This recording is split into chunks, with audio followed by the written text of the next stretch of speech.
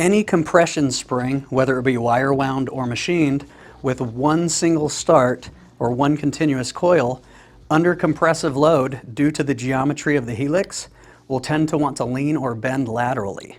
We fitted each one of these springs with a ball bearing on top to show that under compression, the springs will want to tend to bend laterally, except for the third spring has a multi-start flexure, which mitigates that lateral bending.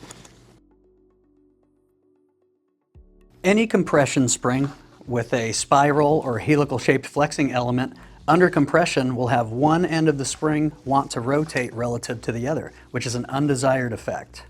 Here's an example of a single start machine spring under compression on a thrust bearing. The second example is a double start machine spring with a higher pitch, which will actually want to rotate more. Since this is an undesired effect in most applications, we are able to completely mitigate the end-to-end rotation by machining both a left-hand and right-hand flexure into the same part,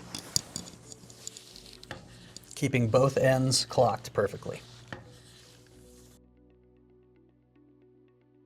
When describing the available attachment methods on wire wound springs, they are extremely limited.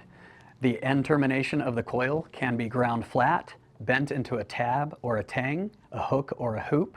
When it comes to machine spring attachment methods, there's unlimited possibilities.